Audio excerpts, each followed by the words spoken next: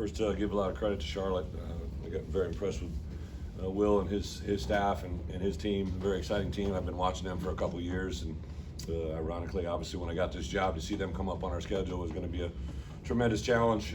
But we said to our guys last Sunday to where we are today that we wanted to make it a Big Ten week, right? Even though it's not a Big Ten game, we wanted to prepare that way to get to where we want to be. We had to understand that as a unit. So, obviously, coming into this program and into this opportunity, you didn't come here to play Charlotte, right? You came here to play and win Big Ten football games. And I think as we take a step forward, it's these baby steps along the way that will help us get there. This was the first week that we had Chase Brown and Josh McCray and Jakari Norwood all able to practice this week and to game plan that and execute it and to have it manifest the way it did today, to have Chase step up. Obviously, when Josh had to fumble, a young player, we're gonna have to get him back mentally. Grabbed him on the sideline, said you got a lot of good football in front of you, so we'll take that moment and learn. I thought our defense did a really nice job of adjusting at halftime to what we had. We found out late in the week that we didn't get Jake Hansen and Spoon cleared, right? They were held out again, so to have that come at us and then have our guys step up in those roles, whether they're corners and linebackers, just again really makes me proud of the way they prepared, the way our coaches made them prepare, and a little bit of a step. I told our guys, hey, I don't know if they grew up today, but they definitely took a step in the right direction. So it's something that's exciting. It's fun to see them get rewarded. Obviously, their fans, their families, everybody to have a moment to celebrate. But this week we got a tremendous challenge and a task in front of us, another Big Ten opponent to come in here. Then we have a bye week on the backside of it, so we should get a lot of good preparation out of our guys this week.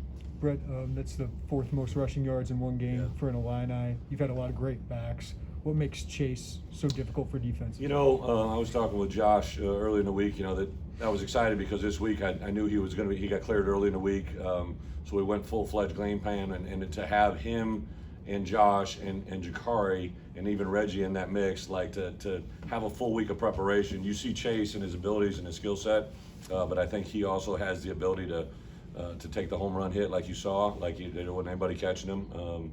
So he's really just scratching the surface of what he's going to become. I think he's a very talented back. Once he learns the patience that some of our inside zone concepts could be, I think he could be really, really a really special back. Bret, you guys give up 42 at Virginia in the 3 games since, 47 combined. What turned for this defense? Well, I give all the credit to Ryan and the coaches. I give a lot of credit to our players too, because we've, Jake's been out 2 games now. And Spoon's been out 2 games, 2 of our probably best players to continue to move forward. I think they've learned how to prepare, and then sometimes defensively, when they can begin to make adjustments without you telling them, that's when you can see things begin to take a step forward. Even at the end of the half, right away we came in, we knew right away, like we can't put them in those situations, keep the ball in front of us, make somebody go the distance. But I give a lot, I've said it from day one, Ryan Walters' composure, his demeanor, he's just special. Love being around him, love seeing him work. And then I thought the first thing Ryan would tell you too, the coaches, the way they kind of interact, Andy Boo, Aaron, J-Mo, and Kevin, those guys are just constantly chattering on the phone, on the headsets about what to do in between series. I'm just very impressed with those guys. Coach, from an identity standpoint, is this the kind of game you envision for the program? Dominate on the ground, good defense? Yeah, I mean, obviously the formula, you kind of like it, but again, I didn't come here to play, no disrespect, right? Like, we got to play Big Ten football, right? And we're not where we need to be yet, so we got to, but it's a step in the right direction, right? It's definitely a positive result, and then, to have a win and to taste that, but there's just so many things. We have some penalties today pop up down the field. There's a couple that I got to get cleaned up and clarification from the Big Ten office. There's just things that we have to be cleaner on, because those kind of things against good, even better competition will bring you down. Bret, it's clear you're running the ball well. Defense has been more sound. Passing game, that's obviously your guys' next step. What do you think has to be better there? Well, first, we got to, I remember young coach hearing the quote, right? 3 things can happen with a pass play, and 2 of them are bad, right? So I'm not quite that drastic, right? But I would tell you, we just can't throw the ball deep and hope it's completed. We got to throw it. We got to be better at the protection, the execution, and the catch, right? And we'll just continue to rep it. I think BP at the end of half there threw a dart in there to DJ that was pretty impressive.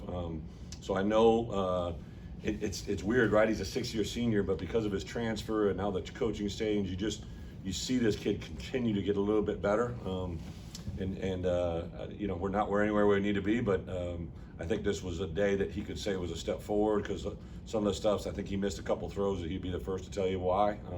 And the first part of it is the identification, and he's got to be able to execute. You guys have thrown a lot of trust in him, Yeah. sticking with him, Bret, through some struggles. Like, why have you trusted him so much? Well, I think a quarterback is very unique in the fact that they get, I kind of said it the other day, right? They get much more scrutiny, positive and negative, than any other position. So as a head coach, right, I learned this early in my career, the trust and the faith you have in them has to be apparent to everybody, right? Otherwise, everybody's going to start to shoot holes in him and identity. Now, I think BP would be the first to tell you I handled him very aggressively, probably in the last 2 weeks and especially today. And the results hopefully continue to trend in the right direction. But I would tell you this, like, it's not just it's the protection. Like, some of the throws, all of a sudden he's got a guy up in his face, and we can't have that, right? Or the route maybe is being run a little too deep or a little too short, right? It's too easy to point at the quarterback, right? It's much more than that. And for me as a head coach, that's the stuff I have to get right. Bret, what are you saying about a healthy Keith Randolph bringing to your defense? Yeah, Keith, I think, when you talk about, like, is this kind of what you want to see? Keith Randolph, Johnny Newton, to a certain level, Seth, and even see Dwayne Johnson get in there today. I think you're beginning to see, but especially Johnny and Keith, those two guys up front. I've been around D linemen for a long time, and those guys are special. They're very young in their careers. J-Mo's doing a really nice job with them. Calvin Avery, unfortunately, has been a little banged up, so he hasn't been able to. Bobo is still limited from his injury. Rod Perry, has done some things as well that are very positive. But those two young bucks, I think that's something up front you can build around. And I'm going to tell you, Tariq Barnes and Kaylon Tolson, just very, very impressed with those two guys. Andy had said it from day one. He had a lot of confidence in those guys, and I think they could feel it. We literally eliminated Jake on Friday medically, so we had practiced him all week with the idea he was going to play, and those guys Tariq didn't take one snap of Mike, or more than a couple snaps during the course of the week, and to play the way he did today was very special. Coach Brandon targeted the tight ends quite a bit today. I think 9 times with Luke Ford, and then the touchdown to Daniel Barker. Was that a game plan thing, or was that just a? Yeah, so I gave the coaches on Tuesday or Wednesday, kind of my thoughts on, hey, we're 5 games into it, getting ready for a 6th game. Here's what I think these people should be targeted, right? Like, here's the number of rushes that I want the running backs to get, each one of Chase and Josh. Here's the number of targets I want for number 1. Here's the number of targets I want for number 14. Here's the targets I want at the tight end position, and kind of just give them a roadmap more of what we're looking for. But I got Luke Ford now. I mean, I've given him praise, right? But, like, we can't drop that one, right? We can't have penalties. He's a good player, and he's going to continue to step forward, and he's got a very, very special future in front of him, and I think he's going to work every day to get it. How big of a sequence was it to, you got Kirby who broke up the touchdown pass, they missed a field goal, and Chase takes 80 yards. Yeah. How big was that? Well, everything that goes into it. So, if you remember last week, Kirby kind of had that same exact type of scenario that went for a touchdown, right? And so you talk about the development of him. Literally, I remember Kirby coming to my office Monday with a piece of paper and a pen. And believe me, he didn't need to learn safety play from me. He's got a great one in Ryan Walters, but he's just hungry to do that.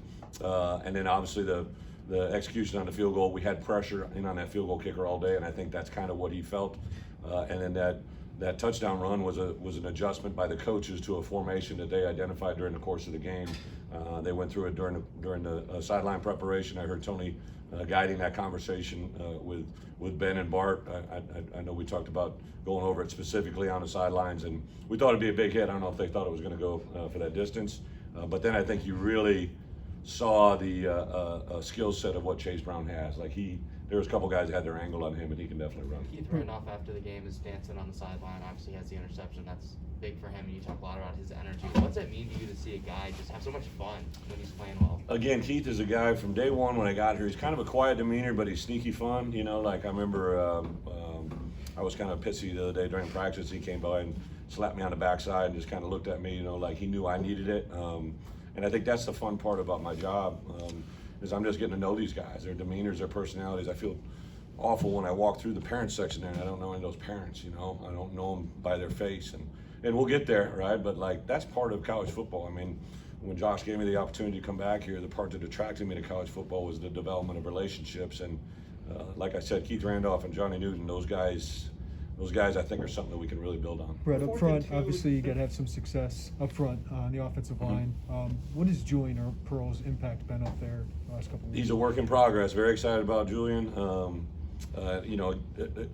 Last spring, you can see length, you can see athleticism, you can see power. I think the thing that jumped out to us in fall camp is he needed to be one of our 5 best linemen, so he was kind of swinging at tackle. And once we knew Palcho was going to be a little bit more confirmed to be there, then we kind of switched him to guard, especially when we lost Jordan. Jordan, everybody just kind of forgets, like, that was probably one of our best interior prospects. Just give him a huge hug in the locker room, because I know it's frustrating for him when we lose, but it's also, I think, double frustrating when we win because he's not out there.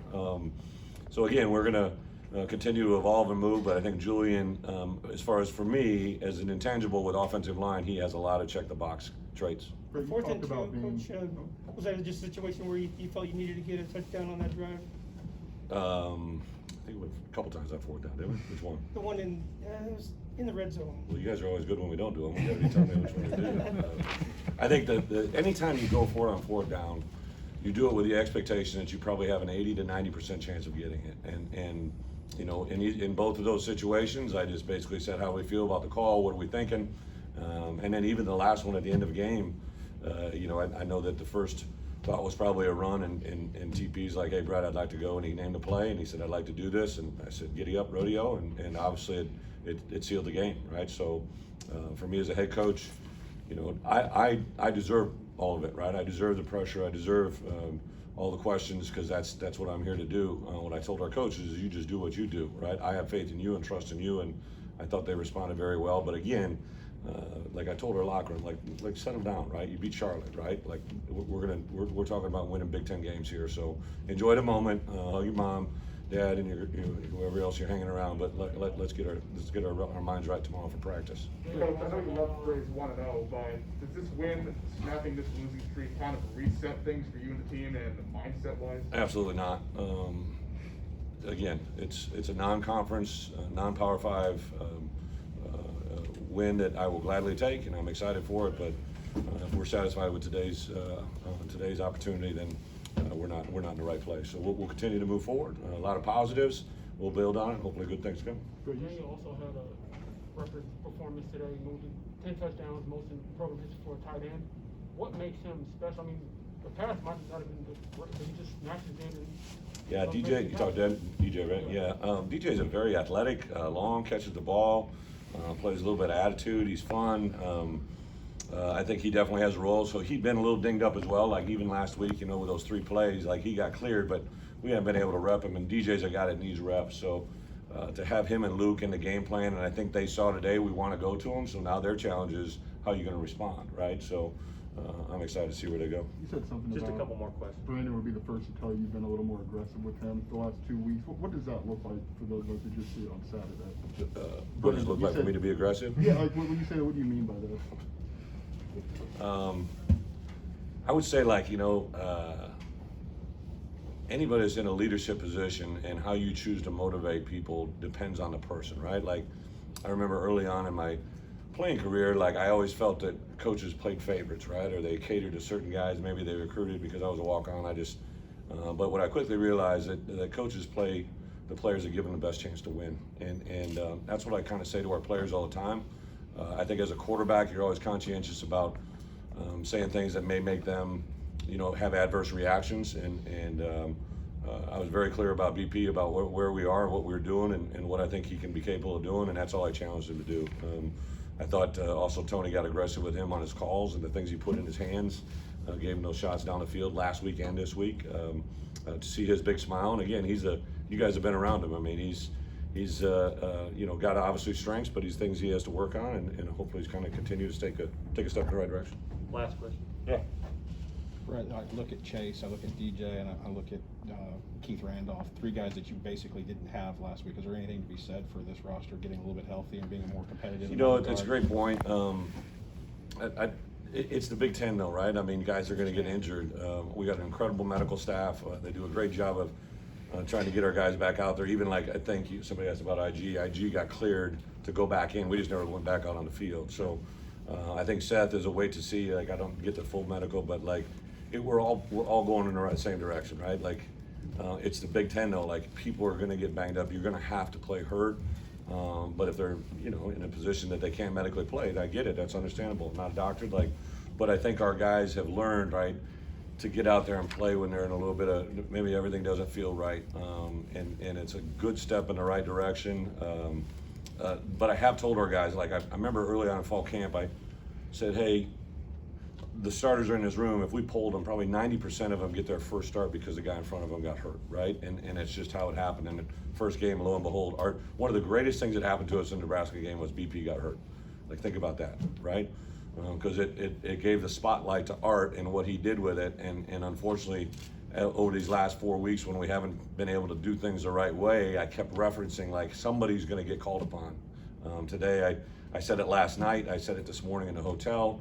I said it today at halftime, like, somebody has got to step forward. And the thing like in life, there's a lot of things left for people that want just leftovers, right? But for the people that really want things in life, they got to go get them. And that was kind of our attitude today, was like, let's go get this, right? Let's not wait for someone else to bring it to us. Let's not, order room service and see if it shows up. Let's go get it, right? And I think that hopefully our guys can begin to understand that and move forward.